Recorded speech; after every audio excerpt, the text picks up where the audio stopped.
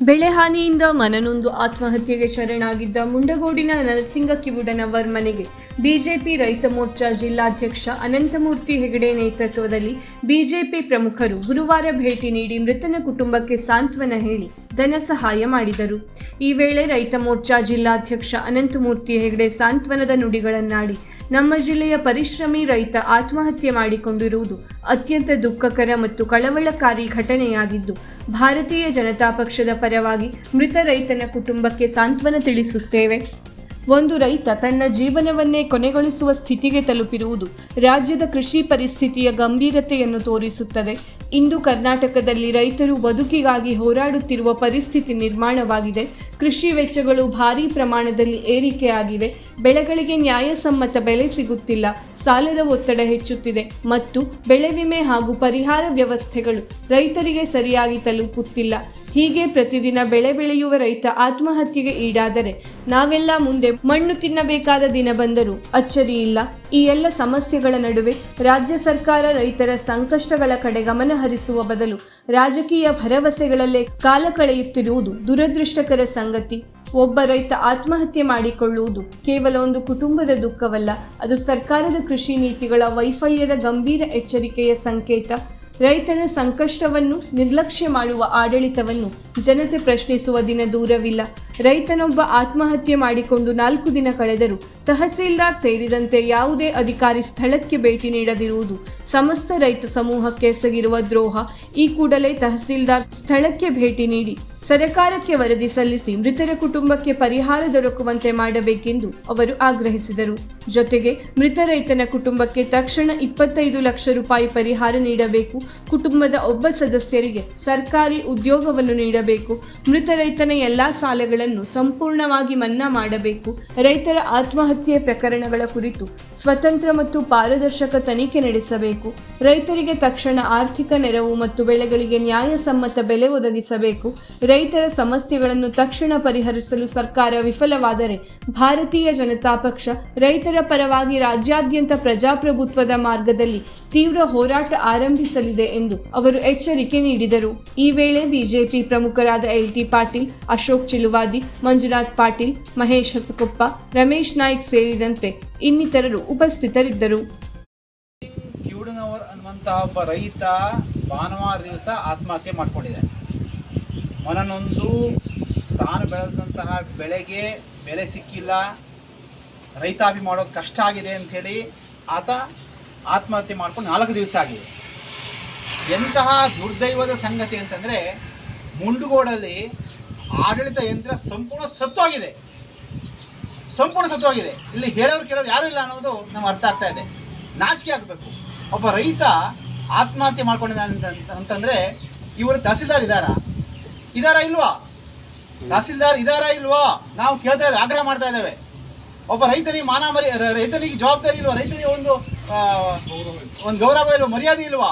ನನಗೆ ಅಷ್ಟು ಆಕ್ರೋಶ ಬರ್ತಾ ಇದೆ. ಒಬ್ಬ ಅಧಿಕಾರಿಗಳಿಗೆ ಒಬ್ಬ ಜವಾಬ್ದಾರಿ ಇಲ್ಲದೆ ವರ್ತನೆ ಮಾಡ್ತಾ ಇದ್ದೀನಿ.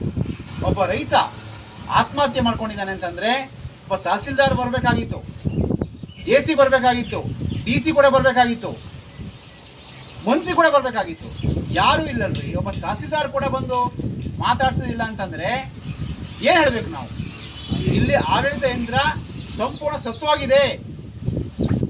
ಯಾವ ಅಧಿಕಾರಿಗಳಿಗೂ ಕೂಡ ಇಲ್ಲಿ ಏನು ಅಧಿಕಾರ ನಡೆಸುವಂಥವ್ರಿಗೆ ಜವಾಬ್ದಾರಿ ಇಲ್ಲ ಅಂತ ಹೇಳಕ್ಕೆ ಇಚ್ಛೆ ಪಡ್ತೇನೆ. ಈ ಕೂಡಲೇ ಅಧಿಕಾರಿಗಳು ಹೇಳ್ತಾ ಇದ್ದೇನೆ, ನಿಮಗೇನಾದ್ರು ಆತ್ಮಸಾಕ್ಷಿ ಇದ್ದರೆ, ಮನುಷ್ಯತ್ವ ಸ್ವಲ್ಪ ಉಳ್ಕೊಂಡಿದ್ರೆ ತಕ್ಷಣ ಬನ್ನಿ. ಇಲ್ಲಿ 4 ದಿವಸ ಆಗಿದೆ. ಒಬ್ಬ ರೈತ ಆತ್ಮಹತ್ಯೆ ಮಾಡ್ಕೊಂಡು ಅನ್ನ ಕೊಡೋ ರೈತ, ಆ ರೈತ ಅಕ್ಕಿ ಬೆಳೆದಿಲ್ಲ, ನೀವು ಊಟ ಏನು ಮಾಡ್ತೀರಿ? ಹೊಟ್ಟೆ ಏನು ತಿಂತೀರಿ? ತಕ್ಷಣ ಬಂದು ಅವನ ಕಷ್ಟವನ್ನು ಕೇಳಬೇಕು. ಕೇಳೋದ ಮುಖಾಂತರವಾಗಿ ನಾವು ಆಗಲೇ ಆಗ್ರಹ ಮಾಡಿದ್ದೇವೆ. 25 ಲಕ್ಷ ರೂಪಾಯಿಯನ್ನು ತಕ್ಷಣಕ್ಕೆ ಕೊಡಲೇಬೇಕು, ಪರಿಹಾರ ಕೊಡಬೇಕು ಅಂತೇಳಿ. ಅದನ್ನೇ ಬಿಡುಗಡೆ ಮಾಡಲಿಕ್ಕೆ ಕ್ರಮ ಕೈಗೊಳ್ಳಬೇಕು. ಇಲ್ಲ ನಾವು ಸುಮ್ಮನೆ ಇರುವಂಥ ಜನ ಅಲ್ಲ. ಮತ್ತು ಒಬ್ಬರಿಗೆ ಸರ್ಕಾರಿ ನೌಕರಿ, ಈ ತಾಯಿಗೆ 3 ಜನ ಮಕ್ಕಳಿದ್ದಾರೆ. ಆ 3 ಜನ ಮಕ್ಕಳು ಒಬ್ಬರಿಗೆ ಸರ್ಕಾರಿ ನೌಕರಿ ಕೊಡಬೇಕು. ಅದನ್ನು ನೀವು ಕೊಡಲೇಬೇಕು, ನಾವು ಇದು ಬಿಡೋದಿಲ್ಲ. ಆದರೆ ತಕ್ಷಣ ನೀವು ಇಲ್ಲಿ ಬರಬೇಕು. ಬಂದಿಲ್ಲ ಅನ್ನುವಂಥದ್ದು ದೊಡ್ಡ ತಪ್ಪಾಗತ್ತೆ. ಈ ಮೂಲಕ ನಾನು ಅಧಿಕಾರಿಗಳಿಂದ ಇದನ್ನು 2 ದಿವಸದಲ್ಲಿ ಬಂದಿಲ್ಲ ಅಂತಂದರೆ ನಾನು ಇದನ್ನು ಮುಖ್ಯಮಂತ್ರಿಗಳಿಗೆ ಪತ್ರ ಬರೀತೇನೆ. ಅಧಿಕಾರಿಗಳ ಮೇಲೆ ಕಂಪ್ಲೇಂಟೇ ಕೊಡ್ತೇನೆ. ಇವರಿಗೆ ಬೇರೆ ಜವಾಬ್ದಾರಿ ಇಲ್ಲ, ರೈತರಿಗೆ ಅವಮಾನ ಮಾಡ್ತಾ ಇದ್ದಾರೆ ಅಧಿಕಾರಿಗಳು ಅಂತ ಹೇಳಿ ಹೇಳಿಕ್ಕೆ ಇಚ್ಛೆ ಪಡ್ತೇನೆ. ನಮಸ್ಕಾರ. ಉಗ್ರವಾಗಿ ಕುಟುಂಬ 2 ವರ್ಷದಿಂದ ನಮ್ಮ ತಾಲೂಕಿನ ರೈತರಿಗೆ ಗೋವಿಂದ ಇರ್ಬೋದು, ಭತ್ತ ಇರ್ಬೋದು, ಯಾವುದೂ ಕೈ ಹೋಗ್ತಿಲ್ಲ. ಅಡಿಕೆ ಬೆಳೆಯೂ ಸಹಿತ ಹೆಚ್ಚು ಬೆಳೆಯಾಗಿ ಅದು ಸಹಿತ ಮುಗಿದ ಉದಾಹರಣೆ ಅದಾವ. ಇಷ್ಟೆಲ್ಲ ಮಾಡಿದರೂ ಸಹಿತ ಶಾಸಕರು ಸರ್ಕಾರಕ್ಕೆ ಹೋರಾಟ ಮಾಡಿ ಒಂದು ಪರಿಹಾರ ಆಗಲಿ, ಇನ್ಶೂರೆನ್ಸ್ ಸಹಿತ ಅವರೇನು ಸಹಾಯ ಮಾಡಲಿಲ್ಲ. ಆದರೂ ನಮ್ಮ ಸಂಸದರಾದಂಥ ವಿಶ್ವೇಶ್ವರ ಕಾಗೇರಿಯವರು ಅವರ ಪ್ರಯತ್ನದಿಂದ ಹಿಂದಿನ ವರ್ಷ ಎಲ್ಲ ರೈತರಿಗೂ ಇನ್ಶೂರೆನ್ಸ್ ಬಂತು. ಇವತ್ತು ಸಹಿತ ಇನ್ಶೂರೆನ್ಸ್ ಕೊಡಲಿಕ್ಕೆ ಸಾಕಷ್ಟು ಪ್ರಯತ್ನದಿಂದ ನಮ್ಮ ಸಂಸದರಾದರೆ 100% ಅವರ ಪ್ರಯತ್ನದಿಂದ ಇನ್ಶೂರೆನ್ಸ್ ಬರ್ತದೆ.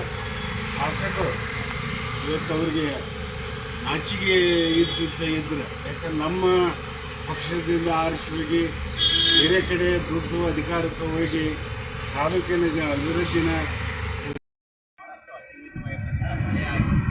ಎಲ್ಲ ರೈತರಿಗೆ ಕುಡಿಯಲು ಹಾಳಾಗೈತಿ.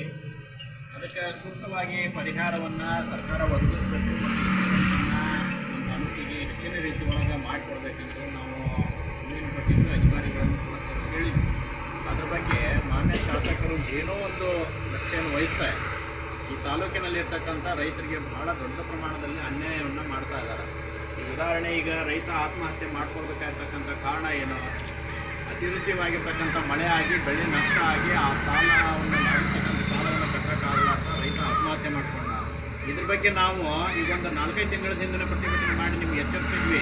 ಅಧಿಕಾರಿಗಳಿಗೂ ಕೂಡ ಹೇಳಿದ್ವಿ, ನಾವು ಕೃಷಿ ಅಧಿಕಾರಿಗಳನ್ನ ಸ್ವತಃ ಕರೆಸಿ ಹೇಳಿದ್ವಿ. ಏನಂತೇಳಿ, ನಮ್ಮ ತಾಲೂಕಲ್ಲಿ ಯಾರು ಒಬ್ಬ ರೈತ ಆತ್ಮಹತ್ಯೆಯನ್ನು ಮಾಡಿಕೊಂಡ್ರೆ ಅದಕ್ಕೆ ನೇರವಾಗಿರ್ತಕ್ಕಂಥ ಹೊಣೆಗಾರ ನೀವೇ ಆಗ್ತೀರಿ ಅಂತ ಹೇಳಿದ್ವಿ.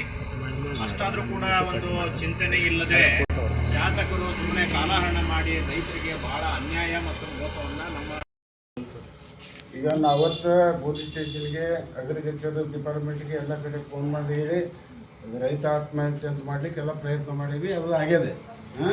ಸರ್ಕಾರದಿಂದ ಏನು ಸಿಗಬೇಕು ಎಲ್ಲ ಕೊಡಿಸ್ಲಿಕ್ಕೆ ನಿಮ್ಮ ಜೊತೆಗೆ ನಾವು ಅದೇ. ಏನಾದ್ರು ನಾವು ಬೈ ಚಾನ್ಸ್ ಅಣ್ಣವ್ರು ಹೇಳ್ತಾರೆ, ಈಗ ನಾವು ತಹಸೀಲ್ದಾರ್ ಆಫೀಸಿಂದ ಬರಬೇಕಾಗತ್ತೆ, ನೀವು ಏನಾದ್ರು ಇದ್ದರೆ ಬರಬೇಕಾಗ್ತದೆ, ಏನಾದ್ರು ನಿಮ್ಮ ಸೈಗಿ ಕೊಡಬೇಕು, ಏನಾದ್ರು ಬೇಕಾಗ್ತದೆ. ನಾವು ಈಗ ಏನಂದರೆ ರೈತ ಆತ್ಮಹತ್ಯೆಗೆ ಎಲ್ಲ ಕಡೆಗೂ ದೊಡ್ಡ ಅಮೌಂಟ್ ಕೊಡ್ತಾರೆ. ಯಾಕೆಂದ್ರೆ ನೋಡಿ, ನಿಮಗೆ ದುಡ್ಡು ಬೇಕಾ ಬೇಡ, ನಿಮ್ಮ ಮಕ್ಕಳಿಗೆ ಬೇಕು. ಒಂದು FD ಒಂದು 20 ಲಕ್ಷ ಬಂದರೆ ಆ ಮಕ್ಕಳಿಗೆ 3 ಜನ ಹೆಸರು FD ಮಾಡಿ ಅವರಿಗೆ ಎಜುಕೇಷನಿಗೆ ಅನುಕೂಲ ಆಗುತ್ತೆ. ಯಾವ ಟೈಮ್ ಮುಂದೆ ಮಗಳ ಮದುವೆ ಮಾಡಬೇಕು, ಆದ್ದರಿಂದ ನೀವು ಸ್ವಲ್ಪ ನಿಮ್ಮ ಸಹಕಾರ ಕೊಡಬೇಕು. ಆಯ್ತು, ಇವರೆಲ್ಲ ಹೇಳಿ ಕಳಿಸ್ತಾರೆ, ಯಾವ ಕೊಡಬೇಕು ಹೇಳಿ ಕಳಿಸ್ತಾರೆ. ನಾವು ಪತ್ರ ಬರೀತೇವೆ. ನೆಕ್ಸ್ಟ್ ಟೈಮ್ ನಿಮ್ಗೆ ಎನ್ಕ್ವೈರಿ ಬಂದರೆ ನೀವೇನಾದ್ರು ನಿಮ್ಗೆ ತಹಸೀಲ್ದಾರ್ ಕರೆದ್ರೆ ಡೈರೆಕ್ಟಾಗಿ ನೀವು ಹೋಗ್ಬೇಡಿ. ನೀವು ನಮ್ಗೆ ಮಂಜಾತ ನಂಬರ್ ಇಟ್ಕೊಳ್ಳಿ, ವಕೀಲ ಇರ್ತಾರೆ, ಫೋನ್ ಮಾಡ್ಕೊಂಡು ಹೋಗಿ ಡೈರೆಕ್ಟಾಗಿ ಹೋಗ್ಬೇಡಿ. ಯಾಕೆಂದ್ರೆ ಏನಾಗ್ತದೆ, ಸುಮ್ಮನೆ ಎಲ್ಲ ಬರ್ಸ್ಕೊಬಿಟ್ಟು ಕಟ್ಟ ನಿಮ್ಗೆ ಗೊತ್ತಿರೋದಿಲ್ಲ ಅಮ್ಮ. ಅದಕ್ಕೇನೆ ಆಮೇಲೆ ಅವರು ಏನೂ ಇಲ್ಲ ಅಂತ ಮುಚ್ಚಾಕ್ಬಿಡ್ತಾರೆ.